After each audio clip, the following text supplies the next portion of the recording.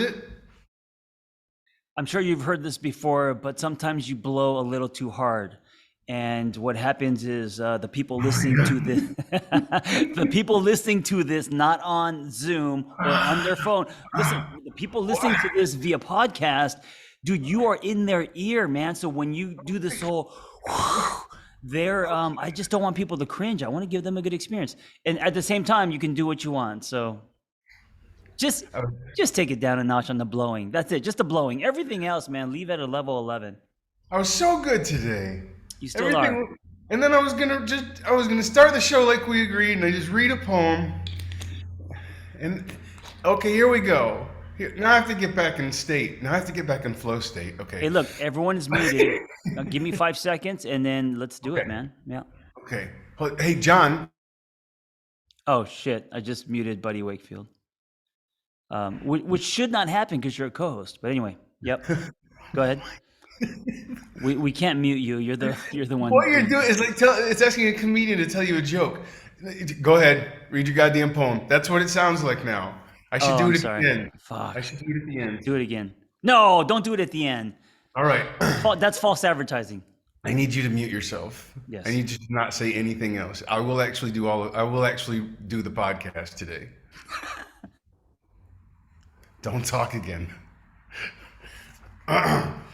John, you know what? And it's a serious piece because the touchy subject today is touchy. And so, all right, fucking just, here we go. We'll call her Sweet Angel. Hugs herself when she's stupid. Gets facials from a wonderful woman in the city who talks like a landslide. Boys used to call her Peach. The way she said it burned me up like a blown out tanning booth. In an attempt to make me feel handsome, Sweet Angel said, "If I was a girl your age and I found out you were gay, I'd just think, what a waste."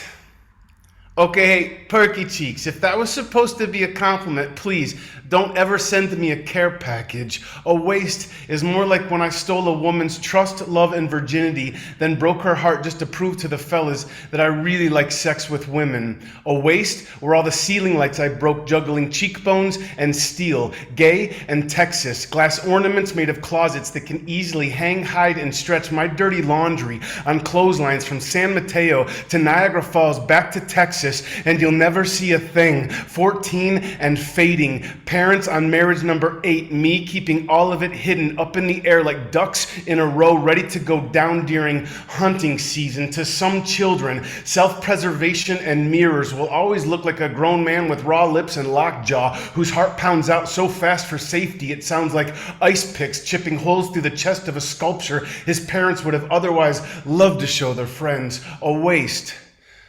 A waste were the years without light or smiles or worth spent in places it's not fair for me to tell you about, like in the backs of adult arcades where I learned that the only certainty some human beings will ever know is this. There's a naked man and there is a dark room everywhere. These are children who will not be told that there is nothing wrong with being human, who are not allowed to love themselves despite their crimes, who will have no one there to help them arrange chaos in alphabetical order once they realize that sometimes, y'all, being born is really inappropriate. They will be haunted by their ability to hate you, to give you back what they got from you. It's the quickest slow death you'll never see until the wind blows on a quiet day and you ain't got nobody to hold y'all, and it is a waste. Like the hundreds of gallons of gas I burned pulling off into the alley so I could die or scream or clutch. There will never be enough back road in this world to make you understand how much I loved him. A waste is a 9-year-old boy playing catch with the roof of his garage who already understands that his existence makes for the perfect insult. Gay. You're so gay. AKA stupid. AKA dumb. AKA wrong motherfucker. Wrong motherfucker. Do you have any idea how gross it feels to have to hide inside the pile of lies it takes to make you, Sweet Angel, comfortable? Knowing me? It's easy. You can still twist your hair and feel silly. Look up the word tacky and have a salad. But when we're together, you pull bread apart with your fingers into bites sometimes so small, I gotta remind you, Peach, it is okay to be hungry.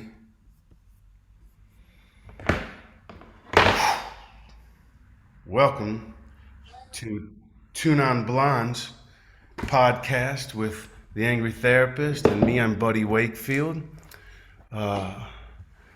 John? When was that poem written? That potent That's a poem? great question. That was written in 2002. 2002 or 3. How old were you? I was 7. No, you did not write that. Hey, buddy, I want to say something to you before we begin. So I never listened to my podcast. I think I'm like north of 500 episodes, and I hate my voice. I don't like listening to myself, but I got to say, I listen to our podcast when it airs every Tuesday, not for me, but because I'm a fan of you and your words. And what's really great about your poetry is it's like a good movie where if you play it back or watch it twice, you hear things that you didn't before. So it's one of those things where you can replay often. Mission accomplished. Thanks, John. Yeah. That's the idea, the hope. The other thing I want to do is before we begin, what's your intention? Let's set an intention today as we go into this tunnel, or sometimes it's a maze. This is a funny time to ask me, but I'm going to be really frank. I will do whatever it takes to never use drugs again. Oh, you went macro. You went big intention. I was just talking about for the next 40 minutes. Oh, for the next 20 minutes. Oh, Jesus. No, 40 minutes. For the next 20 minutes, I will do what it takes to not do drugs. Oh, okay. That's. I think that's more of a better goal for the rest of your life. That's a very ambitious goal. Sorry, it's so profoundly, it's marching so solidly and without sway and realistically and within reason and happily, and there's nothing else that I want to say more than that. My intention is to pull the next one up. If there's just anybody who needs to be witnessed today and there's some way I can do it, I'm happy to. Sometimes I get embarrassed to say that because it sounds like namaste as fuck. But today, I really hope it to be true. Yeah. I do every day. I just want to say it out loud today. And I don't want to do drugs. What's yours? Well, I hope that for you too. And I think I've also told you part of my wish for you with this podcast is that it is a vine in that, and I'm not talking about money. I'm talking about a place to come once a week and just be present and make it about other people, share your gifts, all of that stuff, right? So create this podcast is becoming like treatment for me. It's almost like we're running a group back in the mindset days, more people. But for me, because the way the buddy checks me is like today's topic, I don't want to talk about it. And you know what? Buddy said, no, we're talking about it. We're talking about it because, the whole point of this is that we show up in an honest way. And sometimes honesty means difficult. And so he kind of checked my ass and said, no, this is the topic. And so here I am. And so I like that. I think it's also, buddy, I think it's also kind of hot. But the intention, John, your intention today, repeat it. My intention. Oh, I didn't even say my intention. My intention is just to be here today. And I know that sounds like a cop out, but I struggle with that. I struggle with being present. I'm in my head for half of my life in time machines, future past. And so using today and everyone here, please also, if it could be a note to self for you as well, just try to exercise that muscle and be present and non-judgmental and see what happens. Yeah. See what experience. And that's not a cop-out for you, dude. I've known you for years, and you are the most fidgety 7-year-old I've ever met. Yes. I just came from Hollywood doing audio on me and Vanessa's new book, and the producer was like, can you please slow down? And I'm just reading that shit fast. And I said, oh, sure, of course. It took my water. a sip, and then boom, didn't slow, went faster. And he's like, okay, you have to slow down. These are heartfelt moments that you've written. You're going way too fast. I said, oh, I'm sorry, sure. And then again, I didn't slow down. And the whole time I was thinking about lunch. I was thinking about an ice bath, workout, the rest of my day. And it's like, God, I wish it's there so was neat. I wish there was an Olympic tag team non-linear relay race and talking, because we would fucking bring home the gold for Oh yeah, USA. yeah, both of us. Two left feet. Hey, listen, the topic today, the touchy subject. Let's say what it is, and then I want to say it's not. Well, okay. So what it is, I guess we're calling it what we allow in each of our own marginalized communities. Yours Asian, mine super gay. Why can't I be super Asian?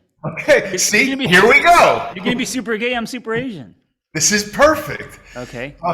But you saying that nerve, not wanting to do it because I checked you, but in any given moment, you could have checked me just as hard. I just happened to be from the recent event. The reason why I didn't want to talk about this was because I am guilty, even today, as a 49-year-old in the world that we live in, and growing up in the 80s is not an excuse. I'm guilty of making Asian jokes. Like on our text thread with our friends, I used the word gay in kind of a fun way. And yeah, it's embarrassing. And I want to stop. It's so baked in, buddy, because in the 80s, the way that I got acceptance was by making fun of myself. And so it's now become of almost like a survival thing. And then if you put me in a room with other men in locker rooms, and there's a lot of that kind of stuff happening, and a lot of testosterone, and talking about whatever, quote unquote manly things. Yeah. I just default to that mode. And so the reason I didn't want to talk about this is because, well, it's time to put a black light on it, and who wants to do that, Right. It's like putting a black light. I'm single, and if anybody put a black light on my bed, I'd be fucking Oh man. mortified. Where'd that come from? So I think context around this is that John and I are on a text thread with 4 other really great friends who happen to be Yeah. symmetrical, straight, and white as fuck, and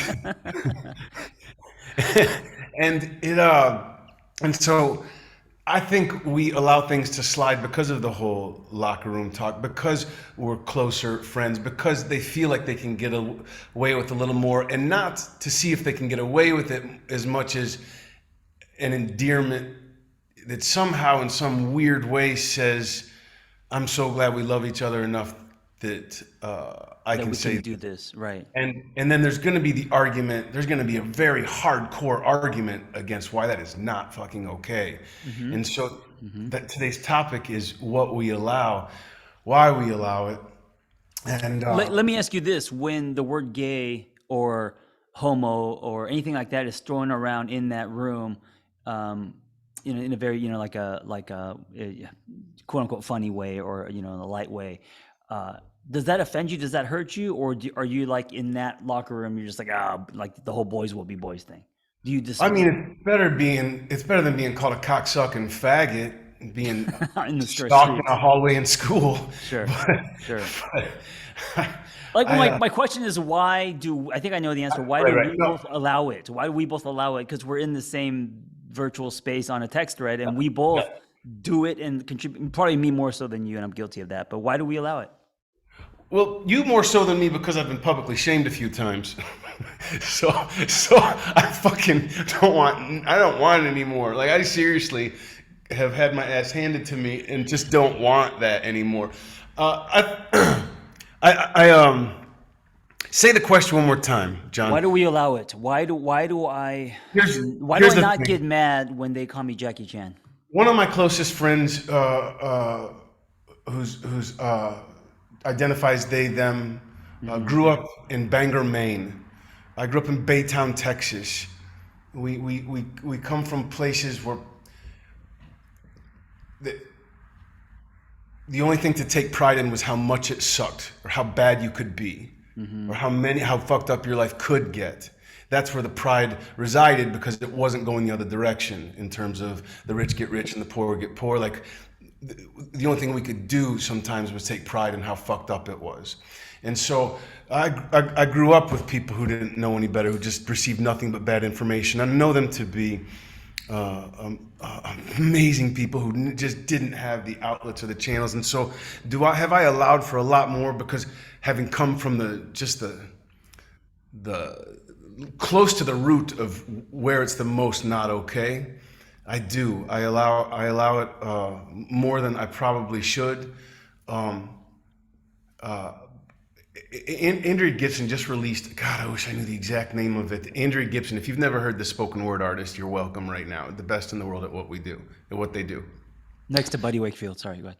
And Andrea just released an article on Facebook, on Instagram, just within the last 2 weeks, about call out culture. And you know, I'm just gonna say it straight out, because I don't think they would mind, but they're the person from Bangor, Maine, and have this perspective, and live as they them, and still will stick up for the most racist, knocked out tooth, Copenhagen dipping motherfucker there is, and with compassion, because compassion has to keep the same momentum as change if you really want it to work, you know. And Andrea is right there with people. Wait, stop. Say that again, because that's that rings to me like finger on a wine glass, you know. That compassion, what? In order for what? Oh, well, I'm going to steal what you just said, and you can steal what I just said. Don't steal my shit, buddy. I like that finger on a wine glass. All parts of your story will be used. You steal. Like you're gonna steal like finger on a wine. Compassion has to keep the same momentum as change if you really want it to work. Which means, you know, the law of nature is change, so it's not stopping. Change is not stopping at any point, and neither can compassion if you really want it to work. And so I've watched. Andrea is one of the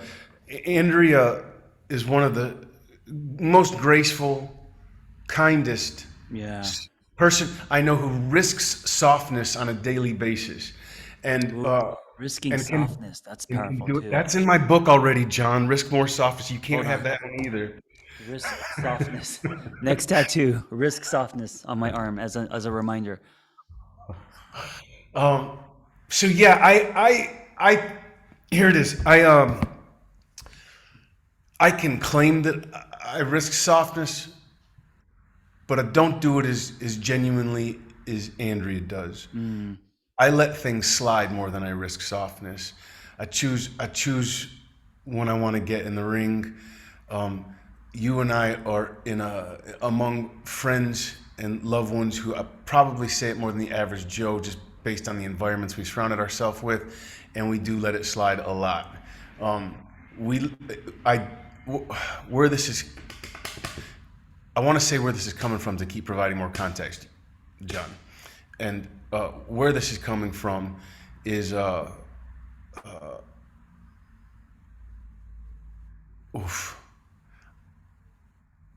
the show alone.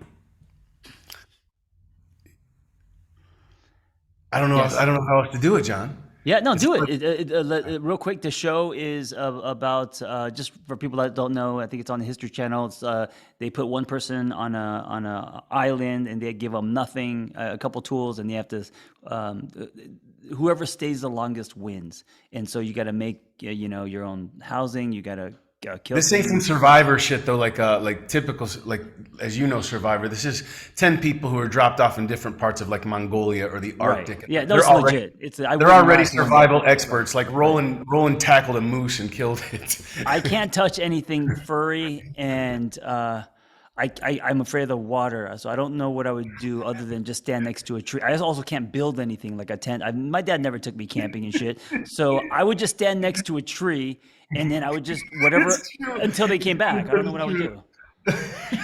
I wouldn't even attempt to build a tent. I don't even know with leaves. Like, what the fuck would I do? I would last probably about 6 hours, 6.5 hours until I got hungry. Now I would hit the button, because they do have an SOS button where the people come back, and then you're done. You're disqualified.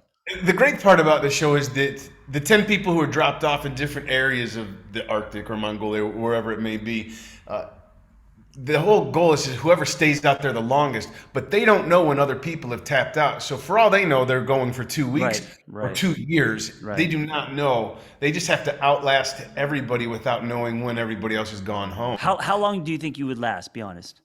How long do I think I would last? Yeah. Can you kill something and eat it? Like, how would you survive as far as food? Yeah, John. I don't see. I've never seen I that just side of told you you. where I'm I've never from. seen that side of you. I can fish and hunt, John. Oh, you I are from. rode That's bulls in right. the rodeo, John. I Okay, was that's right. really, I wanted Jesus to make me straight. I did all of these things. Overcompensating, if you don't know, is just not going to make you straight, guys. Yeah, my parents owned the Popeyes chicken when I was growing up, so that's food was always a phone call away from me, and that's that was Wait a my minute, is that legit? Your dad owned the Popeyes? my family did. Yes, I fucking hated it because I was forced to work there like all Oh, Korean kids with their family, and thank God it was in Long Beach, so I wouldn't see any friends. But on Sundays, I'd be back there managing, or else people would be stealing chicken, and fucking came home smelling like chicken and hated it. Anyway, what's your way into this conversation using the show alone? Let's I get back to love that. Popeyes, man. Okay, yeah, yeah, okay. Um, Why did you mention the word alone or the show? so on this text thread that John and I are on with dear friends, uh, um, there By the was a way, message. do you like the name I changed it to? I call it Men at Work. It was called John Kim's Bitches, and then now it's The called Men text at thread, Work. yeah.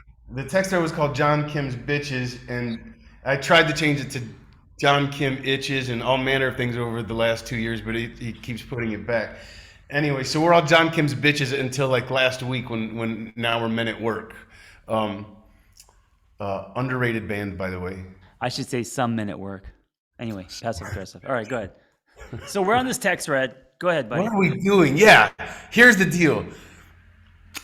In this show alone, there is a Mexican gentleman, Juan Pablo, and he says, I want to be the first non white to win it, Mm, which to one of our friends sounds intentionally exclusionary.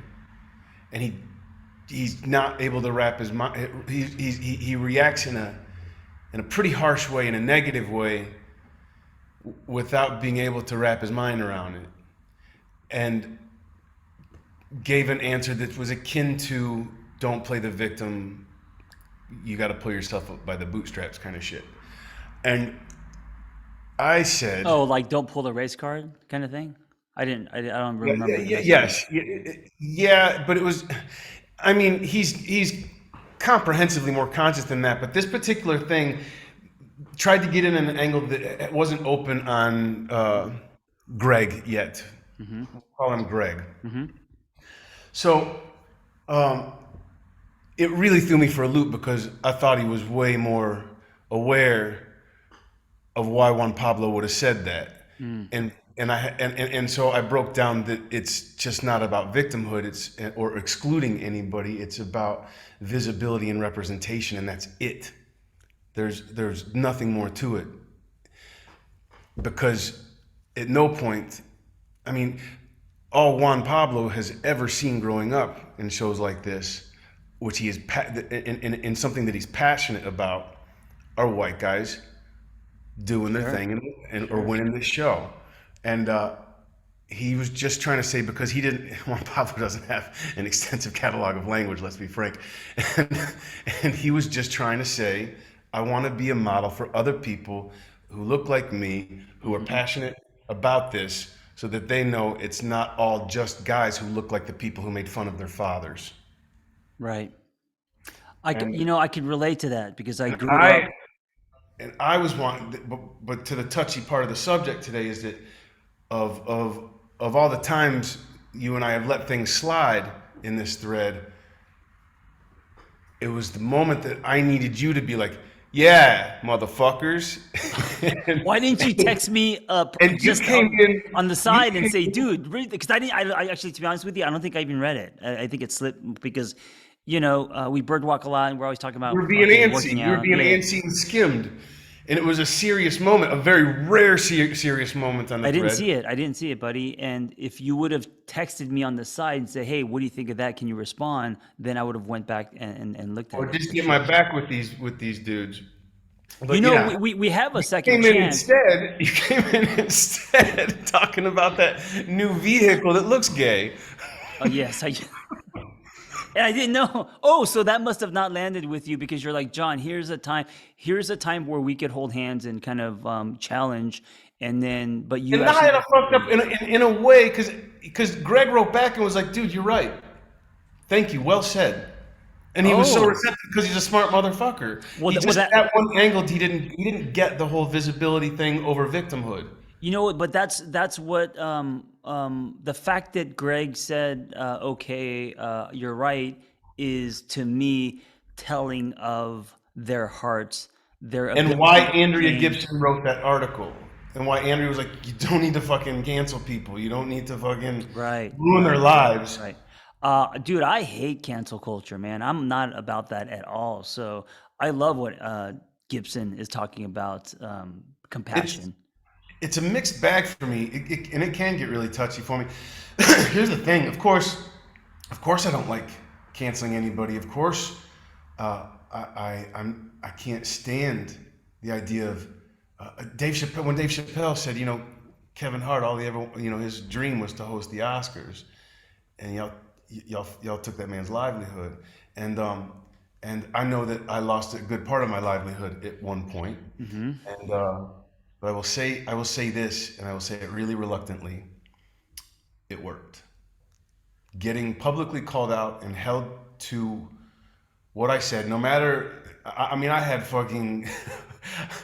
Within 3 days, I lost basically my home, my partner, and was Yeah. diagnosed HIV positive, and I responded to something online in a state of just fucking blur, and then shit just got worse. Yeah, yeah, and that was, I remember you're talking, and this was years ago, so it was kind of the beginning of this, right? It wasn't Yeah. recently. Oh, Uh, I feel like I was right at the beginning of when people were done. Like there was no getting by with anything anymore, and I right. definitely caught that. And I will say I hated it. It hurt to the root, to the core of me, especially knowing that of all the people to get called out or canceled, I probably should have not been toward the top of the list. But the fact is, in that moment, in that time, it happened, and I will say it worked for me on the subject that it was about, which I'm not going to go into right now, Hmm. unless we got time. We don't, thank God. we can Keep we can hiding, do it buddy. for another day. Why, buddy? Why, buddy's been canceled 17 times. Um, uh, but I hate it. I've seen people get suicidal over it. I know Yeah. I was hurting in a way I'd never hurt before. People I love seeing me a certain way. People I haven't seen in 5, 10 years cross paths with me who haven't heard anything about me since that time still see me the same way. Hmm. It's vicious, and I will say that secretly, just between you and me and whoever's listening, it worked. Yeah, yeah, sure. Hey, anyone in the room have anything they want to say? Because we love also, taking a segment and making it conversational. I don't know what's happening to my voice, but I'll tell what? you, you asked for questions on Instagram, and we got one. Hey, don't try to control me, man. Let me Wait, go at my is that where you were pace. going with this? No, no. I want to Oh first. yeah. I want to ask the people in the room if they have any comments or thoughts or shares about what we're talking about. And I know I know we hop around. Buddy can't help it, but um, Okay. just put the yellow hand up, and you don't have to turn your camera on or off. It doesn't matter. You could just be a voice. But any thoughts about what we're talking about? Whether we're talking cancel culture, text threads with being different in those threads than you are in person, all of the stuff, compassion. I'm reading the chat right now, and I just all I can I see a note on everything everywhere all at once. Have you seen this yet, John? Oh, no, I keep hearing about it. Is that, yeah, You're streaming it tonight. okay, It's a thank you. requirement. I'm not kidding you. It's 100%. Okay, Like I'll check it if out. you don't like that movie, good luck finding your soul. There's a series called The Bear, done by the people that did Remy, and it's pretty outstanding as well. Anyway, let's get to Revelations. If there's no comments, or unless you want to read stuff in the chat box. Or Uh, raise your hand. You know what? Raise your hand in the participant section so we know who we're calling on. Because it's hard to talk and read on here. Get the pen lid out of your mouth, Oh buddy. shit! Sorry, my Oh bad. my My God, bad. it sounds like you're having sex while we're on the It was just podcast. Get it out of wasted. your mouth. Okay. Is that bad? Was that a bad joke? I Was that like it when okay? you yell at me. It gives me a boner. I just saw a shirt yesterday that says "Don't bully me, I'll come." Oh God. What are we talking about? Oh, there was a question. You asked for questions. We can do revelations, sure. But you asked a question, and I want to. It was a good question from Bria Woodyard, who asked, "What do you refuse to let up on?" John, that question's for you. What do you refuse to let up on? You know, it's wet cement to me. Like for example, the Asian jokes. I did make a promise to myself to no longer participate in Asian jokes, and so one of our friends was kind of confused by that because during our 10 years, you make fun of yourself, and now you suddenly you're woke now. Now you've changed your mind, and I'm like, yeah, it's a different time, and it's not acceptable anymore. And I'm embarrassed for doing that, and I will no longer participate in that. And so he kind of like pokes at me, still trying to, maybe it's a challenge for him to get me to say a Jackie Chan joke or something, and I won't do it. And I know it bugs the shit out of him. So one of the things that, and listen, I'm human, I may slip, but one of the things that I don't want to do behind closed doors in text threads like this, in locker rooms, is no more Asian jokes. I don't think they're funny anymore. And especially, growing up where uh, they were everywhere. Well, also today with the violence toward Asian people, you know, at a really at a high. Yeah, it's not okay anymore. Yeah, And it's not just I've suddenly changed my mind. It's I've realized the nuances and how it has made me fucking hate myself in some regards. Uh, sure. With the dopamine of acceptance from the Asian joke, which always has been like ever since fraternities and college and even on this text thread, right after that comes guilt and shame, mhm. right? So anyway, what about you? What's one for you? Something I will not let up on. Yeah, and don't besides sobriety. That's obvious. You announced that already. Just fucking full on. What's one thing you will not? I think this is a great place to end. What's one thing you will not? Specificity. Ironically, specificity. I will not let up. I've been open my whole life. Just I'm open to this. I'm open to whatever the universe has to offer. I'm open. I'm open. I'm open.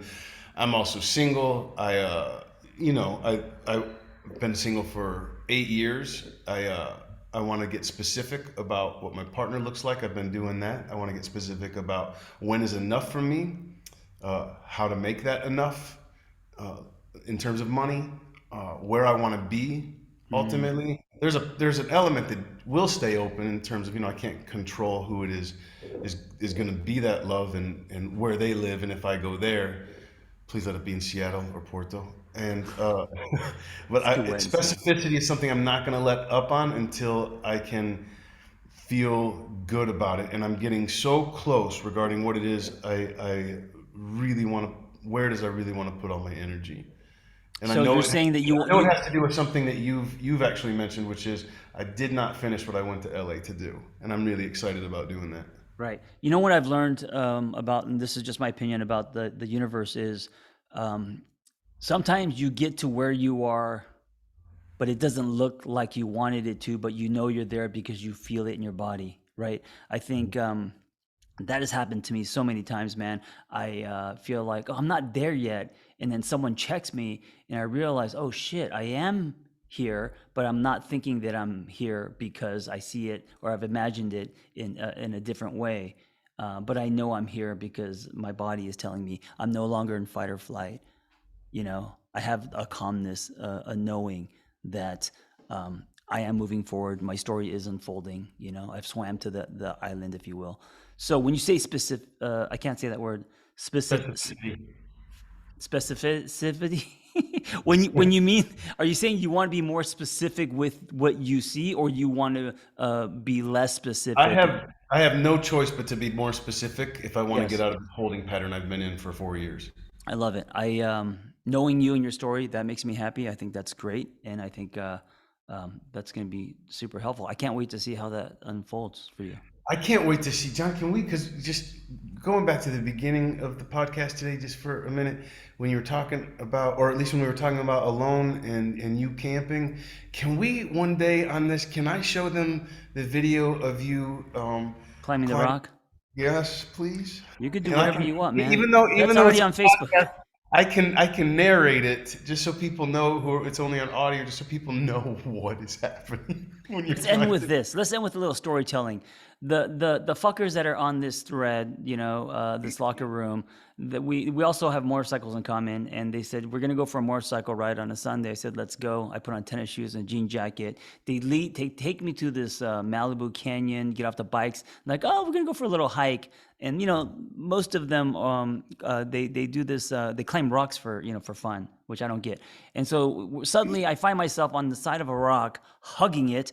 I'm wearing sneakers and shit. It's called traversing, where you are like not climbing a high, but you're going sideways. There's a river underneath me. I'm afraid of water. I have a water phobia, right? These guys Wait, are wait, wait, wait, wait, wait, John. John, there's not a river underneath you. whatever. There's water underneath me. I don't know if there's living things. There's a little stream coming from the Okay, river whatever. underneath you. And it's my first time ever traversing or rock climbing with nothing but a jean jacket and discouragement. And so they started recording it, and I'm basically doing this splits, stuck on this rock, and they're laughing. I guess it's a form of bullying, I would say. But anyway, it was traumatic, and it got like 5 million views on Facebook, and anyway, they kind of file it as one of the funniest moments, but in our It's exchange.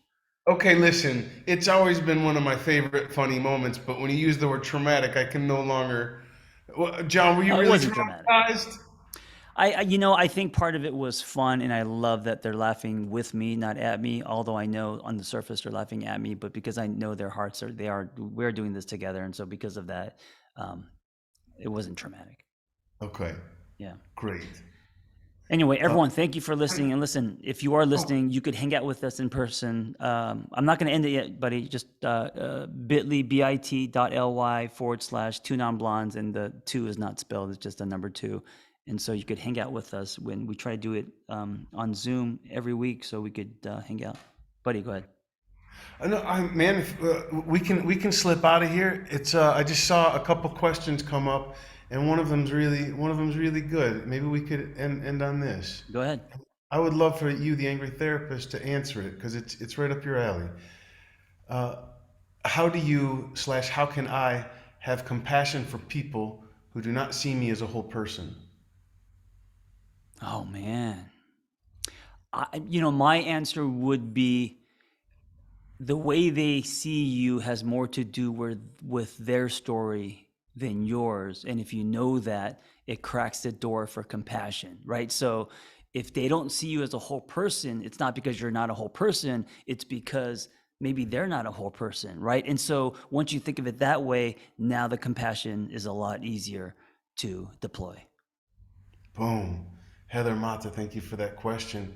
Everybody, thank y'all for coming to the live podcast Tune on Blondes. It will be out, released on Spotify and iTunes on Tuesday. I think this is episode 7, and I have We're no going to idea. 24 at We're least. going 24 at least. All right. Thank you, everyone. Be well. Bye.